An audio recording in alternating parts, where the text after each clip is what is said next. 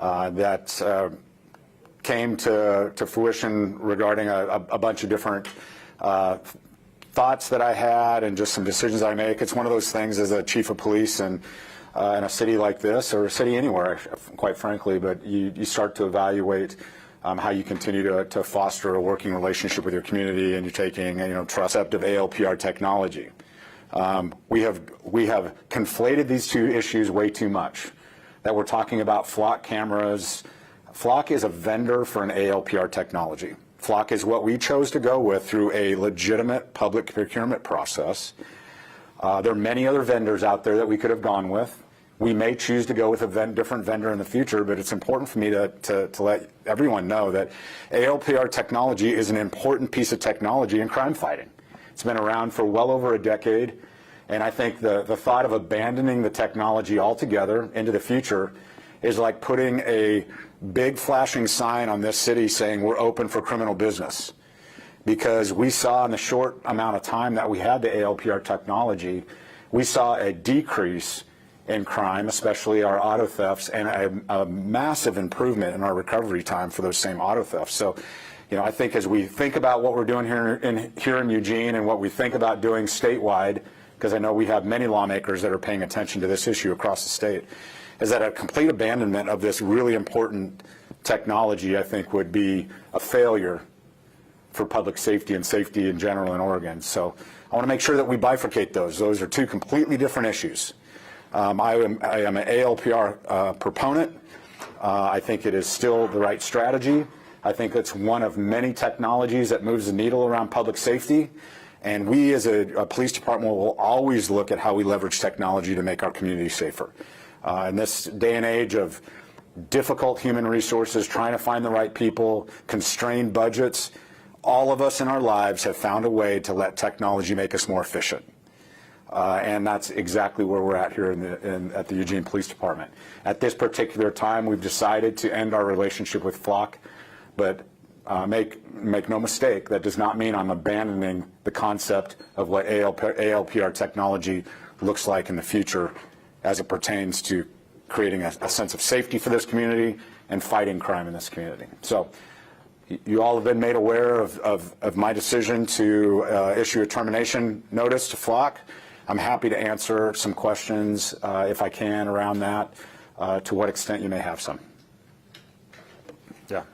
The statement Friday referenced vulnerabilities and limitations with Flock safety. Did something pop up that day within a few days of that announcement, or was this something that just had been thinking about and considering for a longer period of time? We've constantly been monitoring how Flock responds to our unique requests. I mean, we're not alone in this challenge nationwide. I mean, I think Flock is uniquely positioned to answer a bunch of different unique community needs, but specifically here in Eugene, that's what I'm responsible for. I can't worry about what's happening in other parts of the country. And at this time, there were a couple of things that we were made aware of that were, I felt like, illuminated some vulnerabilities in the system. The cameras had been turned off. We had a camera that was inadvertently turned back on for a short period of time and collect some data, and that was something we were hoping wouldn't happen, and it did happen. Now, there's no harmful after effects of that. There's been no demonstrated harm to this community. Quite honestly, there's been no demonstrated harm to any community that I know of as a result of ALPR technology, especially when you think about the narrative and some of the stories that people are telling around hypothetical situations, and in some cases really hyperbolic statements around how ALPR technology damages communities. But in this particular case, listening to our community, in our unique set of circumstances here, there was a vulnerability that took me to a point where I needed to seriously consider ending the relationship, and I chose to do that. I know you had one over here. Gold medals with NBC 16 and KVAL. Do you regret not consulting with the City Council before the installation of the Flock cameras? No, because I think what's important to understand is that I was hired to be their chief of police, and I'm hired to come up with operational strategies that make us safer. If I had to consult with my City Council every single time I needed to make a decision, we'd get nowhere. And there's been other pieces of technology that we've implemented that have moved the needle on public safety that am happy to discuss with my counsel, but this is not one of those things that I would suggest that needs to go through any kind of structure or conversation with counsel, because that's generally not their role, is to be involved in operations. They're involved to be in policy discussion. So the way that would look from a policy discussion is they could say to me, Chief, we don't want technology used in public safety. And that would be a policy decision that I would abide by, and I'd find other strategies that were not technology-based. But I don't think that's this council's position. I think this council's position is to find unique ways to make our community safer, more efficient ways to make our community safer, and they trust that I'm going to find the right technology to be able to do that. Again, this isn't about the technology. The technology is not what's being called into question here. What's being called into question here is the vendor that was identified through a public procurement process, and that's really where the sticking point is. So I would hope as we move on that our council doesn't get to a place where I have to go to them every single time I want to do something unique with this police department or implement a strategy that I think is good for this community. It just really would be inefficient if we did that. Yeah, so you're talking about the vendor flock safety. Can you say what the identified vulnerabilities or limitations were with that vendor? Well, and again, this is one of those things that I don't know if it's unique to this vendor or not. I mean, because we don't have any other vendor. But in this particular case, we had made the decision through the council direction to turn the cameras off, and we were under the impression the camera's off, and we had a camera that inadvertently was turned on. I don't think there was anything nefarious about it. When you have as many cameras as we have, from time to time, you might have a glitch in the system that does that. And when that happened and it captured some images, and there's no information to suggest those images were searched or used for anything, but just the sheer presence of that vulnerability of a camera inadvertently turning on, I think is contrary to what council has directed me to do and what some members in this community have hoped would happen. And so with that vulnerability, I just felt like we were at a place where until I can say 100% beyond a shadow of a doubt that that's not going to ever happen again, I needed to make a tough decision, and so I did that. Was the camera that was inadvertently turned on, was it, do you know how that happened? Was it similar to Springfield where it was during a repair, or was it flagged for repair? Yeah, what we do know, we're still looking into that, but what we do know is the cameras, as you imagine, anytime you have an error message or something goes wrong with technology, there's two ways that can be remedied. It's either an on-site visit where you're having a technician deal with an issue, or remotely. Oftentimes those issues can fixed remotely. We don't know whether it was on-site or remotely. What we believe to have happened was that there was an error message, and upon fixing that error message, it rebooted the camera. It stayed on for a period of time, unbeknownst to us, and we were made aware of that, and so we acted very quickly after that. Yeah. The camera or was it, first clarification, was it one or two cameras that were turned on inadvertently? And then secondly, is there any indication that other law enforcement agencies outside of Eugene accessed those images? Yeah, I think it was only one camera. I don't know for sure. I think it was just the single camera, and I don't have any information to suggest that any images captured there. And remember, the images that are being captured are in an open public space on a public right-of-way, and so this notion of privacy for people is I still struggle with how we connect the dots between those two. But there's no information that I have at this point when talking to you that any other law enforcement agency was able to see it. And in fact, we went a step further when our cameras were shut off, and we shut down the ability for other law enforcement agencies to even look at our existing data that had already been captured. So if you think about when we shut our cameras off in mid-October, there was already 30 days of data that were still in the cloud-based environment. And every day that went by, a day of that data purged. So you go through 30 days until you get all the data gone. Well, we wanted to go a step further and make sure that we shut down the lookup ability from any external agencies. And so to my knowledge, I don't think we've had any data looked at by other agencies. Let's go over here. In the 5 months, I believe it is, and correct me if I'm wrong, but in the time that the cameras were active, what exactly were their impact on organized retail theft? Yeah, that's a really good question. So roughly June 15th to October 15th is kind of the time period where we were really up and running. Those were put in with the CJC grant around Oregon Retail Theft Grant, and so we were really hoping to make an impact on retail theft. And much of the retail theft that we're seeing, especially organized retail theft we're seeing, involves the comings and goings in vehicles to be able to do that. Now, there's been a few of those cases that we were able to make, but more profoundly, that technology was leveraged across a variety of criminal investigations to be able to help with those, whether it's, homicide, theft, robbery, domestic violence, sexual assault, stolen vehicles, all of those things were impactful. The stolen vehicle piece is really interesting because it's really a metric, an interesting metric on the effect of ALPR when you think of the recovery time being reduced to a third. The recovery time in 23 was upwards of 40 hours before we recover a vehicle, and 24 was 48 hours. And in 25, in just those few short months, it went down to 14 hours we were able to get people's vehicles back. But maybe more importantly is the deterrence factor. During the same period of time, we had more than half as many vehicles stolen during that time because of the statement that it makes. When you have this kind of technology in your community, people that want to do bad things in our community know that, and it has a tendency to have a chilling effect on criminal behavior. And so we saw that also be a deterrence in our community. And again, that's why I'm such a big proponent of ALPRs. I think that it's a piece of the puzzle for us making a safe community.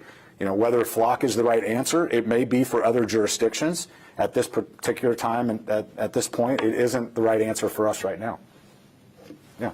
Yeah, you talked about talking to the community about the cameras and stuff like that. Can you give any specific success stories of people saying that they were glad that their vehicle got recovered or anything like that? Well, I mean, we were talking about victim impact statements. There was, during that short period of time, there was 90 different cases that we were able to resolve with the ALPR data. 64 of those were felony arrests. When you think about the single mother who gets her vehicle stolen, that's her only mode of transportation, and we get it back within, on average, of 14 hours, not damaged the way vehicles usually show back up to their owners, that can be hugely impactful for a victim. When you think about the domestic violence survivor whose perpetrator is still at large, but we have a vehicle description that we're able to take into custody, that's hugely impactful for that victim.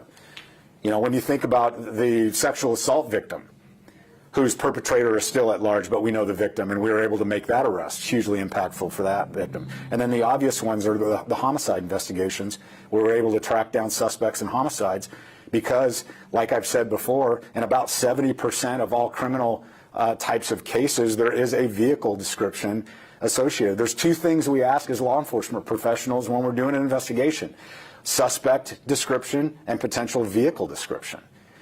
And so that's why this technology is so important, is because we're always, not always, most likely going to have a vehicle description that helps put the pieces of the puzzle together. And, it's hard to think about not having that here in this day and age with a contemporary police department like this. Not having that piece of technology just puts us really behind the curve. Yeah. Have you begun, or do you plan to start looking into other possible vendors for technology like this? No, I think what I'm going to do is I'm going to go ahead and see this one closed, this particular issue closed. I mean, we've issued the termination notice. We've asked Flock Safety to remove the cameras, so we're working with them on a timeline to do that. I don't know when that's going to be, but you think about the months that it took to ramp it up, we're going to start thinking about ramping that down. So I'm going to wait and get that done, kind of land my plane on that, and then I'll sit back and take what I've learned through this process, and especially a very educated community now and an educated council, on what maybe it looks like to bring a proposal back to the right decision makers, knowing that this has got a ton of public interest. I don't take that lightly now, and bring this back to them with a really good plan. I do think that at some point we'll be having this conversation. Did you have one here? I know you've been waiting. I mean, I have a few questions, but letting other people go. I guess there is that work session scheduled in February. Do you have an idea of what will be presented there? Likely will be canceled. I'm not sure there's a work session unless they want me to come and give an update, just like I'm giving now. I've not talked to city leadership about whether or not that work session in February will be canceled. So. What kind of communication was there with Springfield? Because when they made their announcement that they were also canceling their Flock safety contract, they referenced information from Eugene PD about vulnerabilities and limitations? Yeah, I don't know specifically what kind of communication we have. I know I've loosely talked to Chief Resch about our challenges of how we want to. Here's the great news about your area that people are losing sight of, is that Eugene, Springfield, and Lane County have such a great working relationship that any technology any one of us has benefits the entirety of Lane County public safety. And so we need to be a little bit careful about how we try to individually do things. And so Chief Resch and I talk about how we impact each other's jurisdictions. Things that she does in Springfield impact people that live in Eugene, and vice versa, because as much as we have our home bases and that we come home or we go to our places of employment, the people that are committing crimes and victimizing our community members don't care what jurisdiction they're in. And so I know that I have a project lead here that was probably talking to the folks in Springfield, but I don't know specifically what information we gave them that might have led them to the same conclusion that we came to. At $3,500 roughly per camera, and I'm guessing about 60 cameras, that's somewhere in the ballpark of $200,000 from that grant funding. Is that grant funding a total loss, and how does that impact your ability to apply and receive that same? Yeah, that's a great question. I don't know if it's total loss, Gold. I hope it's not. You know, we have certainly engaged in Flock to discuss what that might look like, since we're not even a full year into our 2-year contract with them. So that's more to come on that. I hope this doesn't hurt our ability to get grant funding. What I will tell you is that the CJC issued another round of grants. It is not nearly as robust as it was the first time around, and technology is not part of the scope of that grant, but Eugene was awarded $90,000 to continue to combat retail theft. We'll do that through some specific sting operations, some overtime costs, some operational things that we will do there. But so I'm pleased that we're still a grant recipient, even though we're going through this difficult time. The Springfield Police Department announced that they will be covering their cameras pending their full removal, because they also had an incident when one was accidentally turned on. Do you foresee EPD doing the same thing now that you don't have like a full timeline of when Flock will be? Yeah, here's the thing we need to be mindful of. Those cameras don't belong to us by contract. So I don't want to tamper with a camera and then be held accountable and liable for damaging a camera. So I don't see us going out with our step ladder and putting bags and duct tape on cameras. What I'm hoping to do is negotiate with Flock a good timeline where they bring technicians in and remove them. I think that's what this community wants to see. It's not a bunch of light poles with bagged cameras. They'd like to see the cameras removed, and so we're working on that. What has been the reaction from Flock Safety? Have you spoken with anyone from Flock? What did they say in response to the decision to cancel the contract? They're disappointed, as you can imagine. I think they knew that we were in a unique and difficult position. I think they tried to provide as much resources as they could and good information for us to be able to provide communication to the community. And so they're rightfully disappointed that we're ending our relationship with them. So this isn't all of our lives involved relationships with vendors and contracts. And here's what I would say is that those are relationships that ebb and flow. And every one of us in this room can think about times where we've ended a contract with somebody that was underperforming based on what our unique needs were. This is no different. And so we're approaching it that way, and we're hoping that, I can't imagine that Eugene, Oregon is going to be the catalyst for anything detrimental to a company of that size. But at the end of all of this, my responsibility as everyone's chief of police in this community is to make the best decisions I can on behalf of not only our organization but this community. And so for right now, at this particular point in time, this is what's important for the important decision for us to make for this community. Yeah.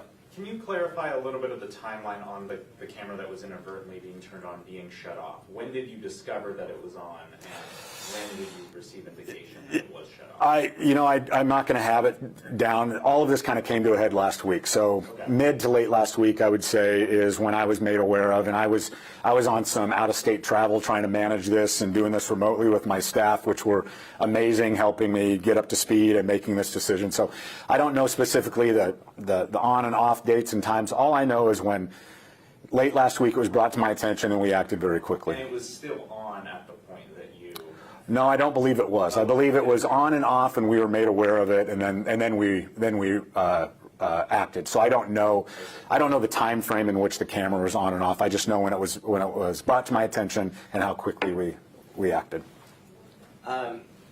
Flock's audit logs show Border Patrol had access until National Lookup was turned off July 1st.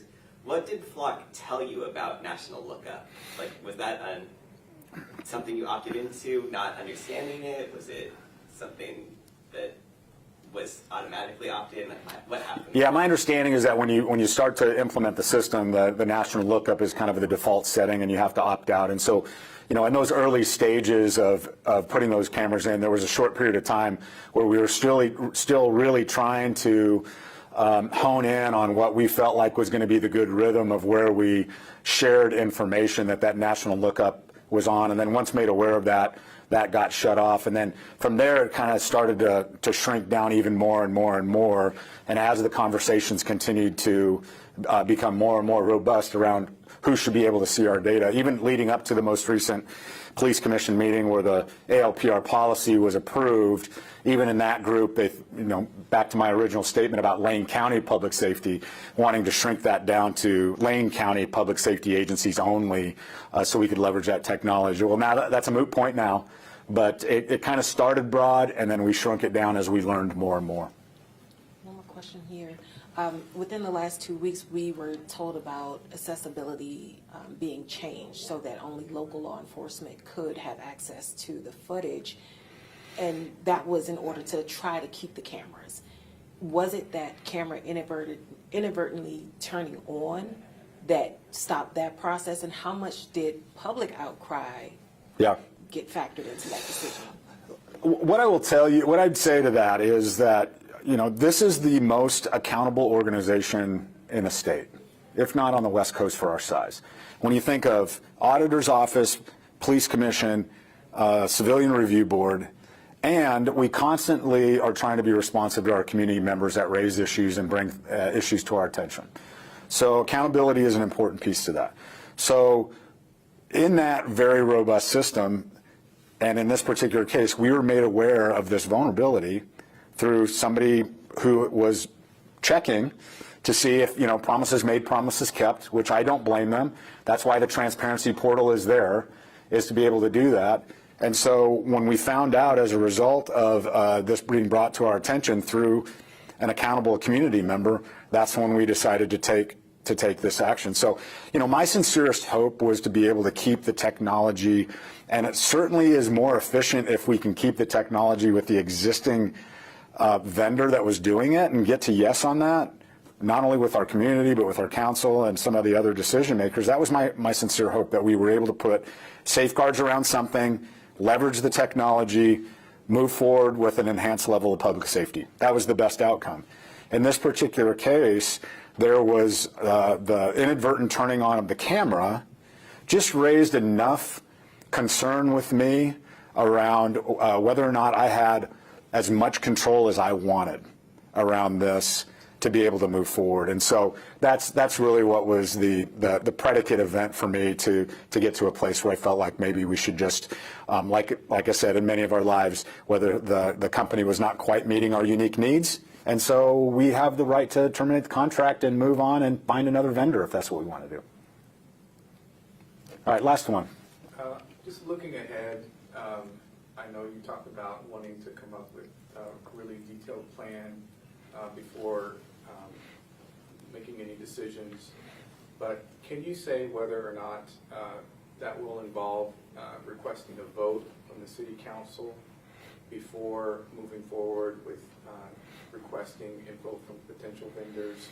What role will the City Council have in terms of a formal vote or formal approval about the department's next steps have? Yeah, I think the piece that I don't have the answer to in the question is whether or not the charter even allows for the City Council to make that decision. So we have to be a little bit careful about the City Council's authority to be able to do that. And I work at the I'm an at-will employee at the behest of our city manager, who is going to be leaving us very soon. There'll be a new city manager that will be a part of this discussion to lead us down that path. If we come up with a different alternative for this, that new city manager will certainly be a part of that decision, and we will help, and he or she will help us navigate to what extent we communicate with council, to what extent they have the decision-making authority to be able to do that. So it's a hard question to answer right now, since leadership is changing, and there is definitely some things in our charter that dictate to what extent city council can make certain recommendations. Now, what I would say is we have 2 city councilors that are on my police commission, and they do get to weigh in on policy types of discussions, and they were in the room when we approved policy 1204, which is the ALPR policy. So, there is going to be city council discussion and involvement, whether it's a vote or not a vote. I don't know enough about kind of the parliamentary components of council, whether or not that would be something that they would do. All right, thank you guys for coming in. I appreciate it. I know this is really important to the community, and I kind of dropped it on you last minute last Friday. And so I appreciate an opportunity just to give you some thoughts on kind of where I'm at. So thanks. Thank you. Thank you, Chief.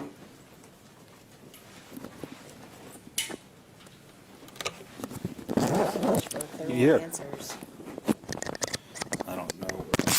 I'll take them off all the time. Is that you?